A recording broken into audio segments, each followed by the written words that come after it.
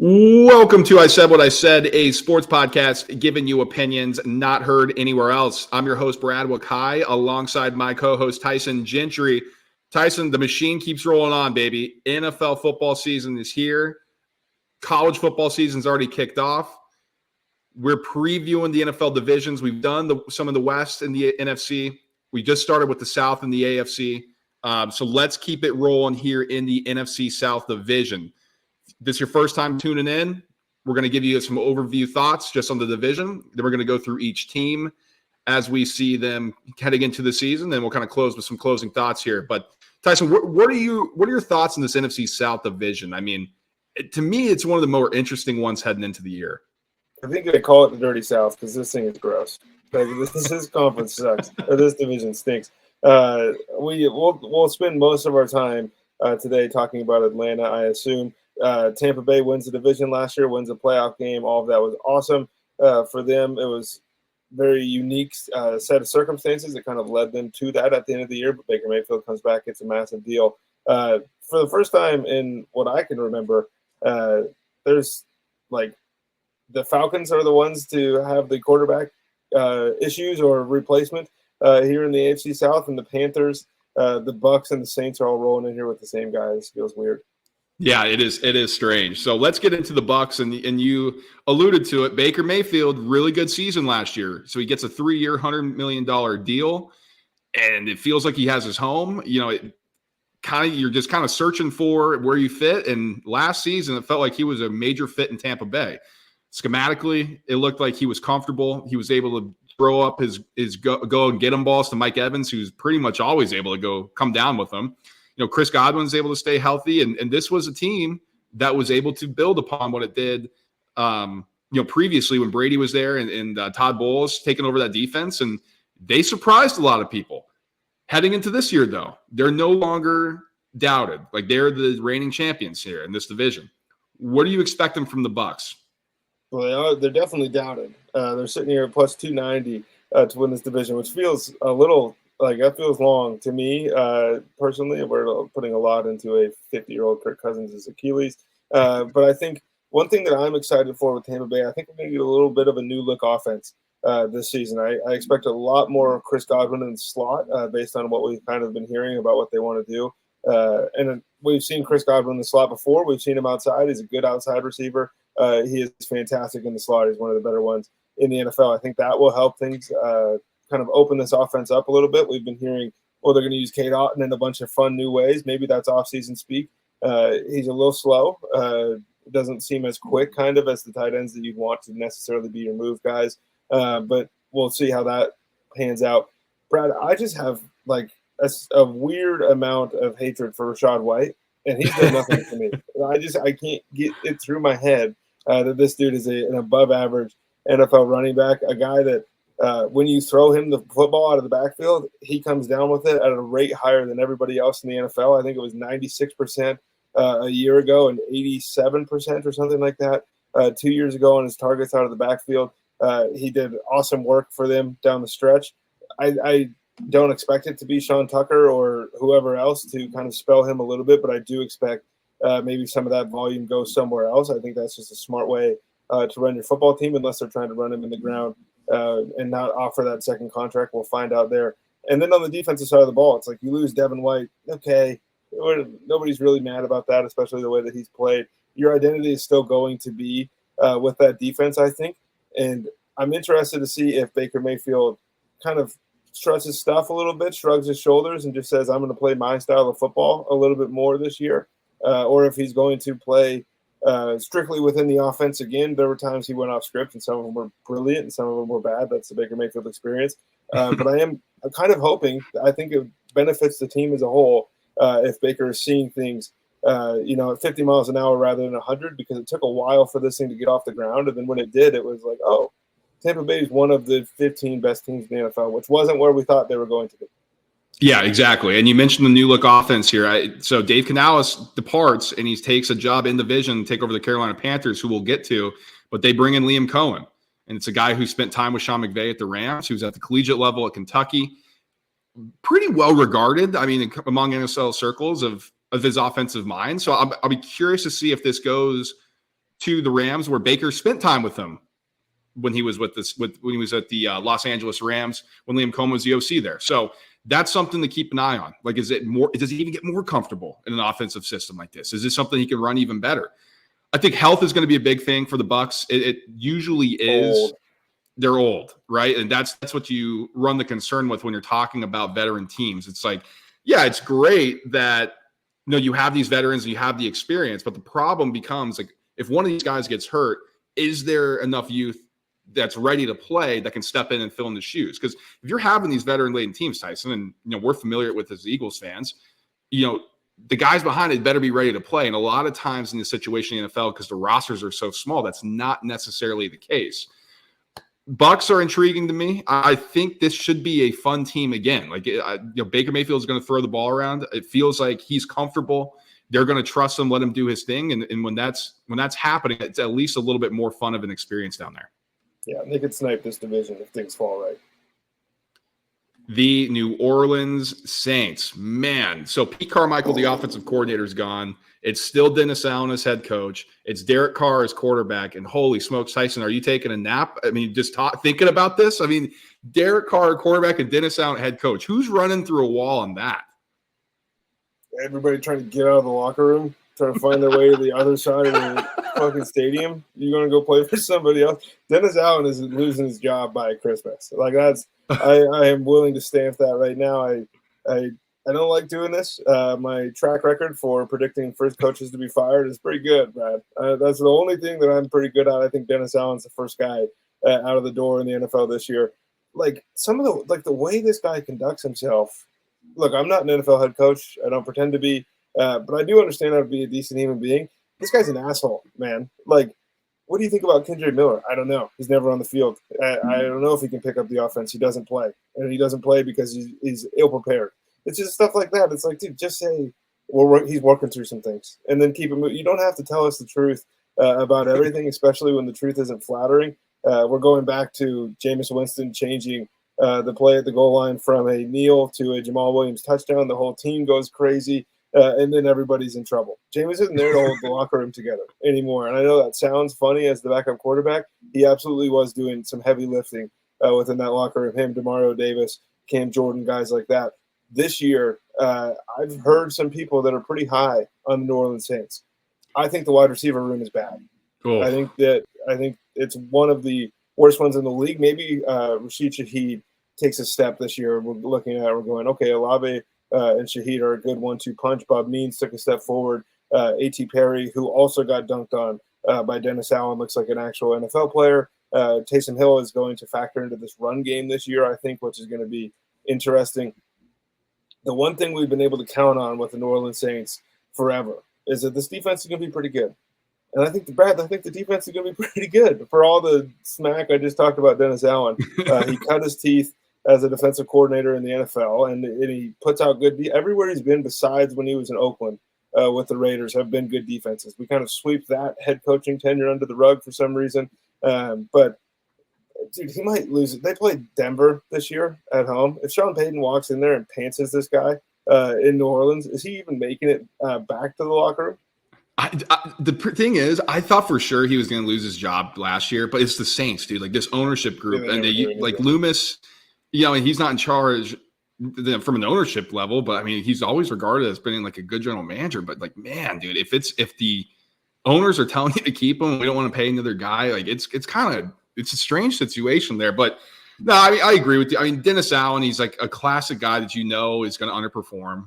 He's not built to be a head coach. That's the reality of the situation here. I'm surprised at the experiment, and I guess you can't really call it an experiment anymore because they've fully embraced it. Yeah, but maybe it's an experience. Yeah, the Dennis Allen experience, I guess we have to call it now, is rolling on. And so they bring in Willie Gay. I think that's a huge thing at linebacker. Like, Demario Davis, is coming back on a 2-year deal, but you bring in Willie Gay. Is Demario Davis the new like London Fletcher of this generation, where it's just like, this guy's been awesome for a long time and nobody seems to notice? I was going to say that and Thomas Davis. Yeah, guys like that. Exactly. Yeah. Zach Thomas. Zach Thomas. Yeah, I mean, Demario Davis has been really good, but your boy Tyrann Mathieu's back in the Bayou. I mean, you happy about that? Sure. I think that's just fine. He's a good player. I don't think that it moves the needle the way that it would have 6-7 years ago. Kind of my last point on the Saints, and something that I've been kicking around my head, like the cliff has to come for Alvin Kamara. It just has to. Oh, like it's come for every single running back, especially of his ilk or pedigree. I mean, he's been one of the if not the best overall running back since the day he stepped on the field as far as numbers go. And I understand he's not truly the most talented, but he's absolutely been up there. He's gotten the ball a ton, and he's taken a lot of hits. He's been banged up. They don't it doesn't sound like they believe in Kendra Miller. I don't know. He's hurt now too. Yes, and so that's part of the reason I'm like, oh well, they've been running Taysom at the goal line. Maybe that's going to be the thing. But Derek Carr doesn't seem to possess the ability to, like that 2017 year he had where it was just like shot play, shot play, shot play. That's what we thought Derek Carr was. It turns out he's more kind of the way that we've been talking about Bo Nix for the last couple months. I'm interested. And finally, Brad, Olave's got to show us. Like, he can't live on the same part of the conversation that Garrett Wilson lives on, because it's been a completely different thing for him. And he just hasn't been as good as, like, it's a fantasy football thing, I think, because this is like a crazy prospect and we know he's good. Maybe he's just the 15th best wide receiver in the NFL. And that's okay, but they need to figure that out now. That's a good point. And I'll close out the Saints here for me. I mean, it's going to come down to Derek Carr, man. You bring him in, you pay him this money, you want him to be the quarterback and the franchise guy. And Tyson, it just did not feel like it was working last year from a culture standpoint. I mean, he throws the ball freaking 15 yards out of bounds. He's yelling at the wide receiver. Like, it's like, dude, have some self-awareness. And then he's petrified to throw the ball in any sort of factor that you can score points in the red zone. Yeah. Like, you got to score touchdowns in this league. And they just constantly kick field goals. It's not good. Now, people, of course, because I don't know how I think it's a cult. The Derek Carr cult is running rampant. Now, people are saying, oh, because the last 6 games of the season, statistically, he was the best in the – well, do it before then so that your team has a chance to win some freaking games and get into the playoffs. It's absurd. Now, I'll eat my words if he's able to show it. That's what we have to do, right? But the information that's been presented to us is this guy is scared to throw the ball at an NFL level, fit it in tight windows. He constantly holds on. He rolls out and dumps the ball. That's what he is. He's not good in the red zone because he's petrified to do it. Sometimes it's just as simple as letting it rip, man. And I know people are always, well, Josh Allen throws a lot of picks. Yeah, Josh Allen scores a lot of touchdowns. And Josh Allen is the reason why that offense scores touchdowns. I'd rather have that than what we're getting with Derek Carr. And I think that's going to hold back the Saints at the end of the day. The Atlanta Falcons, new head coach, new quarterback, big facelift going on here down in Atlanta. Whew. Tyson, I want to believe in it, and I'm going to throw it to you, and I'll kind of give my thoughts on it after this. But where are you at right now with the Atlanta Falcons? Feels weird because I think that I'm not as high as the rest of America when I have been the only one pounding this Falcons drum kind of for the last 2 years. I love them. Like, I've had a soft spot for a lot of the skill position guys that they have, a lot of the guys that they have on defense. By the way, I mean, we can go through free agent additions for the defense if you want. It's 11 new guys over the course of the last 3 seasons that they brought in here. Let's see how it all fits together, how it looks. Like when they got Jesse Bates, we were like, well, that's a really good signing, but that doesn't make a ton of sense. And then you start looking around and you go, oh, maybe they were building for something. Like, I'm not saying Terry Furtado or whatever his name is knows exactly what he's doing. He's made some questionable decisions, but this one looks pretty good. The weirdest part to me, and that's like putting the Michael Penix thing aside, we're all just going, okay, Raheem Morris has got it figured out now. From his time in Tampa Bay, I don't feel that way. Like, I'm going to have to see a guy win football games as a head coach in order to say he can win football games as a head coach. I think anytime you can attach yourself to Sean McVay and soak up a lot of that stuff, it's a really good step. And maybe he's going to come in here and change this whole thing. They've got the guys to do it, and the division is weak. He just hasn't done it yet before in a division that was weak just down the road. Like, he was playing these guys a couple times a year. I'm very intrigued by the Atlanta Falcons. I'm not ready to say 11 wins like the rest of the country. I know. Okay. So when it first happened, and I'll kind of take you through my thought process with them, guys. When they got Kirk Cousins, I was like, holy smokes, they have a real quarterback here. Because the Desmond Ridder thing, and we cautioned everybody when it came to Desmond Ritter. Yeah, they didn't go after. You want Terry Fontenot doesn't know what he's doing because he came out and said we're not interested in Lamar Jackson when nobody asked him. We're just like, yeah, we're not interested. Two first. That's all it costs. Two MVPs, Tyson. And no, we're not interested. We're going to run with Desmond Ridder. The guy's a disaster. Like you say, he just got cut. It's unbelievable. So putting that aside, when they went out and got Kirk Cousins, it was like, okay, they're going to have somebody who's going to throw the ball downfield to these weapons they keep investing in. That's a good sign. That's good. If you're going to spend money on the Porsche, you got to start driving the Porsche. You can't just keep it in the garage or else it's just a wasted investment. At least get something out of it. Kyle Pitts, can he play? Okay, we'll see because Kirk Cousins likes to throw the ball to the tight end. Perfect. We have somebody there. How about Drake London, downfield threat? Kirk Cousins loves throwing the ball downfield. Okay, it fit for me, and I was like, man, the Falcons look really good.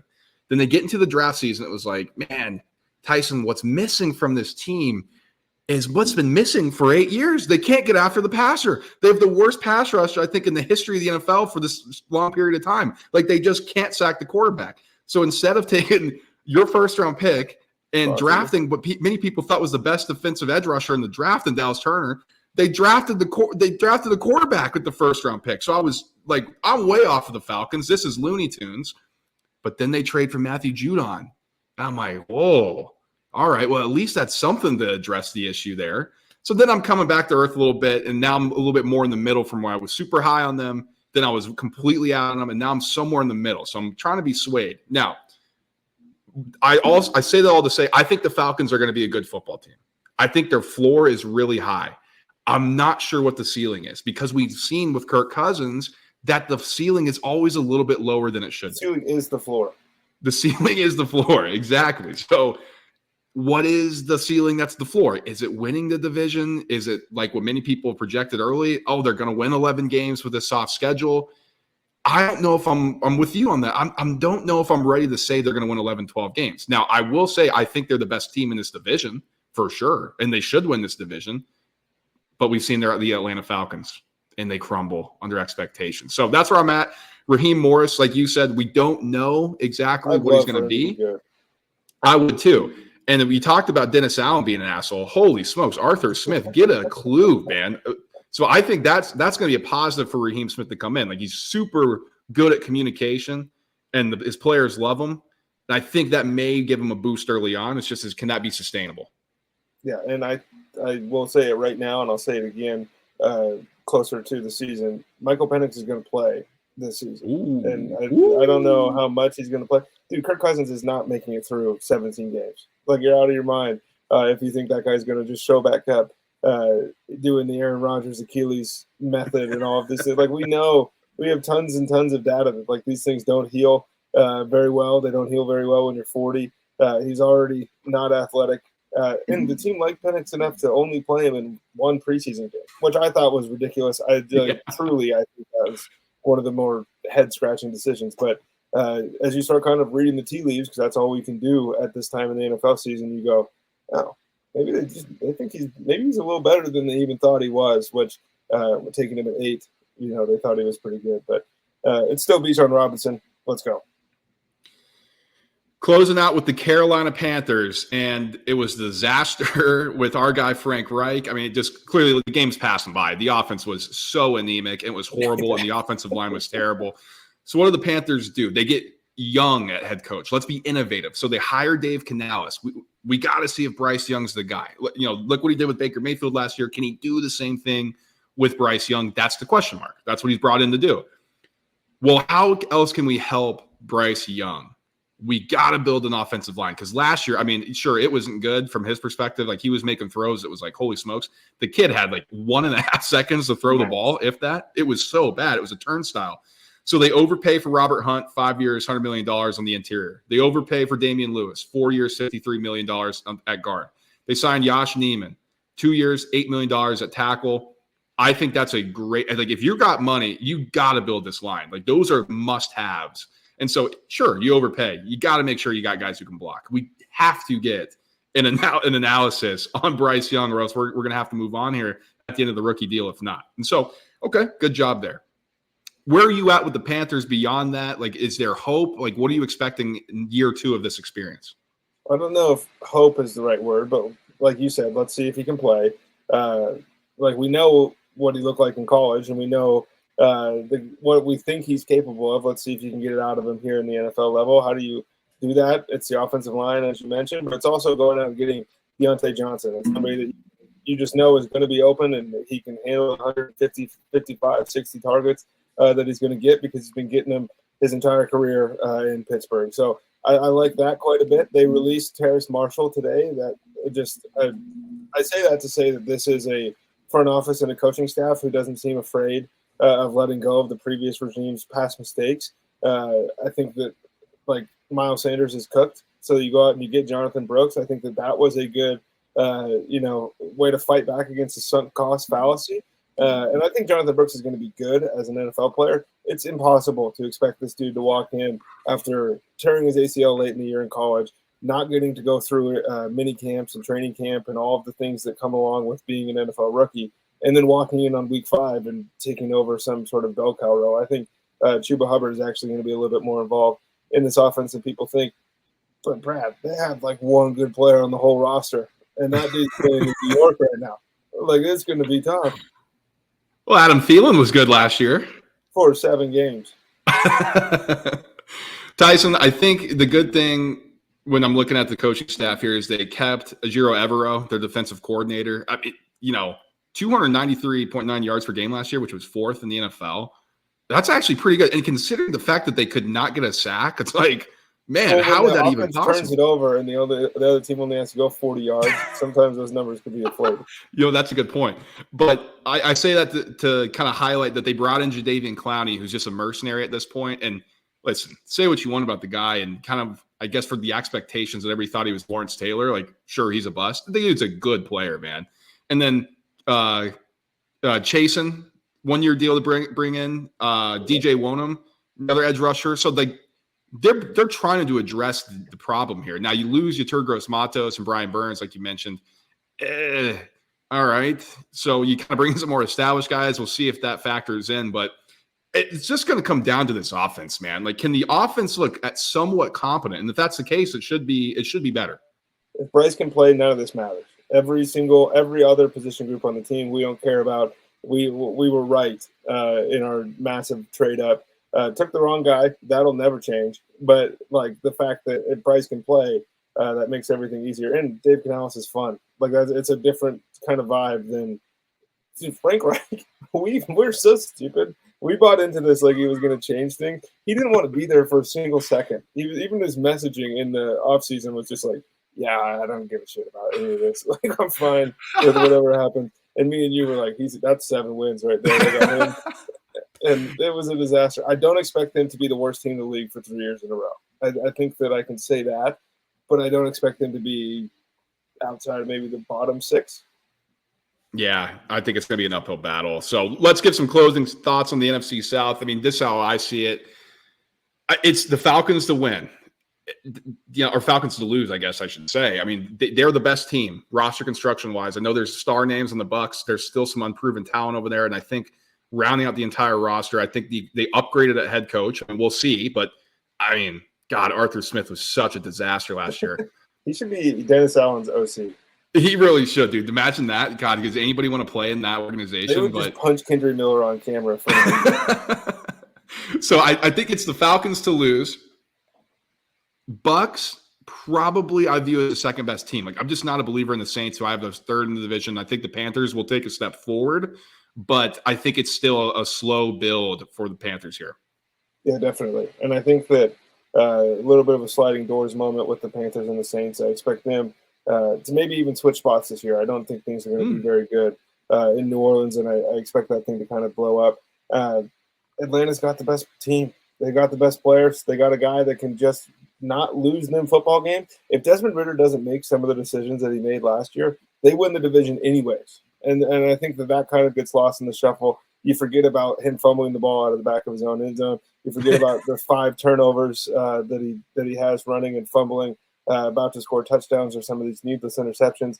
Kirk O'Chains isn't going to do that. And I just, can you feed Kyle Pitts? Can you feed Drake London? And can you feed Bijan Robinson?